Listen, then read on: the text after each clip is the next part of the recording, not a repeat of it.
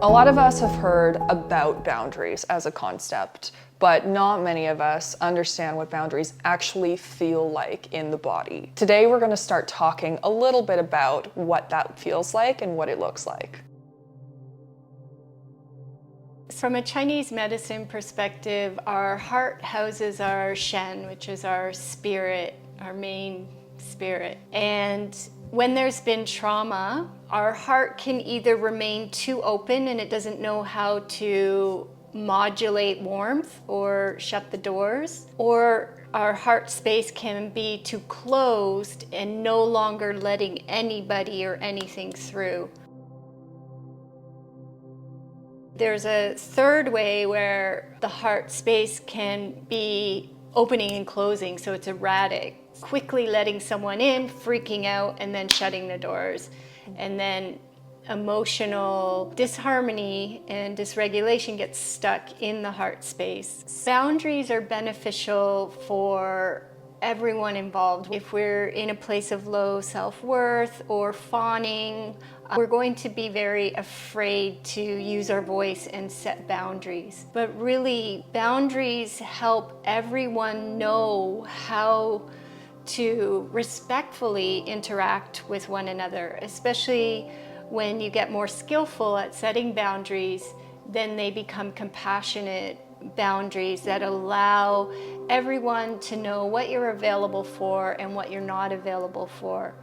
And what this supports is not having a sudden explosion because someone has transgressed your boundaries over and over. But if you've laid the land of what you're available for and they are continually hitting up with that boundary, you already have the ability to say, no, I'm not available for this, and remove yourself from the situation. In the past, when you've had a lot of trauma, that regulation may have been completely eroded because you were too young to create that safety for yourself. As you're learning to build boundaries and help everyone understand what you're available for and not available for, you're also building an internal trust system for yourself. For that child within you will learn to trust that you will actually stick up for them and create a safe environment for them, which you are now learning to be able to do for yourself. Initially, it can be very uncomfortable to create boundaries, especially if you've never created them before, or if in the past they've been bulldozed over or disrespected. It can be very uncomfortable when your self-worth is at a very low place and you haven't anchored in a sense of belonging in the world. So it's difficult to know where and how you have the right to set these boundaries. If your loved ones around you are not used to you setting boundaries, initially there can be very harsh, challenging reactions. And this is okay because everyone needs to adjust. And it's allowing enough confidence within yourself, the spaciousness to trust that everybody needs time to adjust and to still be able to be present with what feels safe for you to continue your own self-growth. We can struggle to hold the boundaries even when we know what boundaries we need to put in place. Perhaps holding that boundary is going to take away a sense of like or love or immediacy, of intimacy that seems to promise something so much bigger than it actually holds. It can be scary to hold those boundaries because we might be scaring off the very thing that we're trying to draw in. And we haven't built that trust system yet within ourselves that what is for us won't go by us. So the more we learn to hold the boundaries that are important for us, the more people who respect us for who we are and where we are at will start showing up into our lives, and we can start creating a life for ourselves that has a place for us in it. In order to create enough safety in your body and your being to set and hold a boundary, it takes time and cultivation and patience with yourself, and that understanding that you are creating new neural pathways and you're releasing frequencies or somatic holdings within your physical and energetic body. And those frequencies that you're changing, or those pathways or those holdings within your body, come from your family systems, societal, wherever the past trauma happened. And it takes time, cultivation, to understand what are your own true essence and values underneath those frequencies, and coming to your original expression and being able to tune into that and resonate with it and cultivate the deeper sense of values that actually mean something to your being. And these types of things, as well as somatic physical practices that cultivate you to be able to hold different energy and transform energy within a moment in your being, is what allows you to set safer boundaries, as well as just practicing. And at first they might feel very unskillful, and that's okay, because a baby learning to walk, they fall down 1,000 times before they walk. And anything that new that we're learning, we have to have the passion and compassion. We have to have the compassion with ourselves. We can show up again and become more graceful in our delivery. Signs that your body needs a boundary range from you're suddenly feeling like your 12-year-old or 7-year-old self in your reactions. You are ruminating in your head a lot about certain situations. Your body feels tense and uncomfortable. You don't feel like yourself. And often if we've had trauma, we're not really sure what feeling like ourselves feels like yet. We can also be doing things like overworking, over-promising, extending ourselves in every place except our own self-care.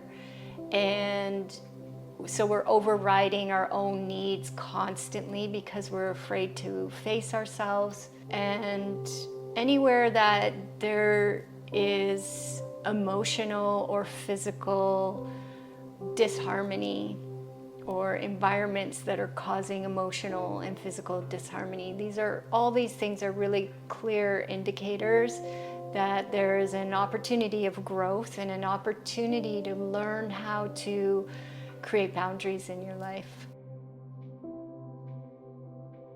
Anger can be a lack of boundaries because it might be you're reacting to something that you knew a long time ago that you should have made clear your needs, and you haven't shared that with someone, and they are now transgressing those needs unawares, and so your anger is expressing out. Anger is a primitive reaction that we need to keep us safe in dangerous situations because it pumps the adrenaline through our body and gets us to move fast. But in this day and age, it can come from we haven't set boundaries. It can also come from fear. In Chinese medicine, anger is in the wood phase, and the mother of the wood phase is the water phase, and the emotion in there when it's out of balance is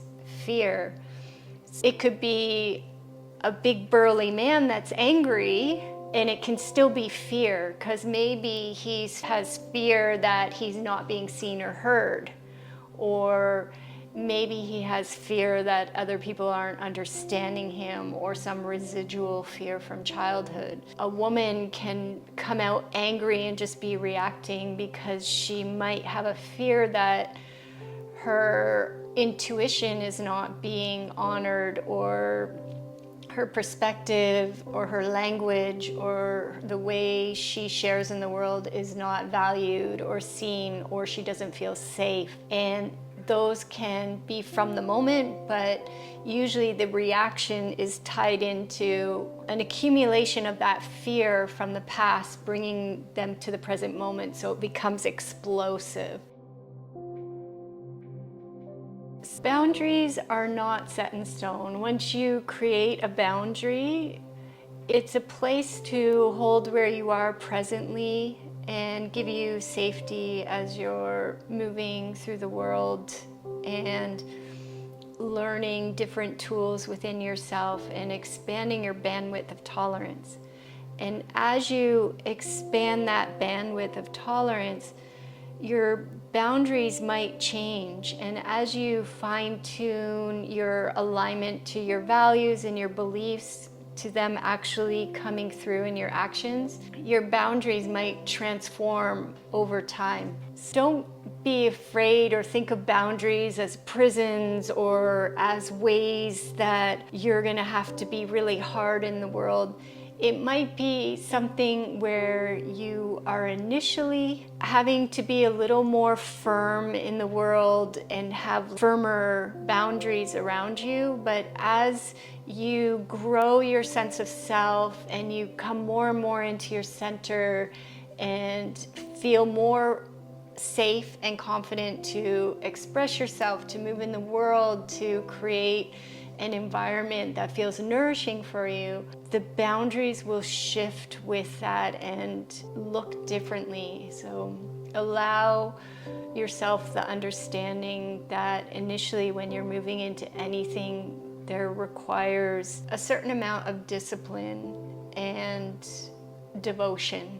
And as you become more embodied in that reality, then a different presence is available to you.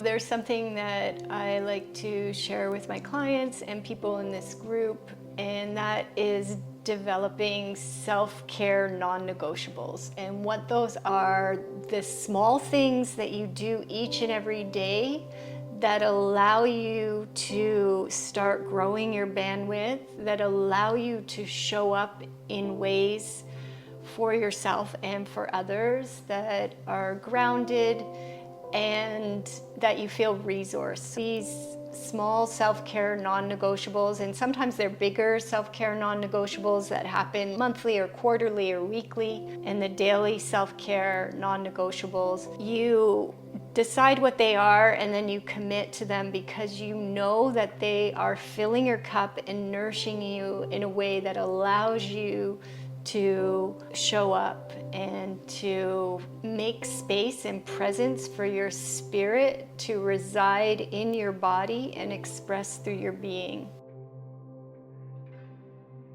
One of the ways that somatic work can help you with setting boundaries is feeling different energetics in your body.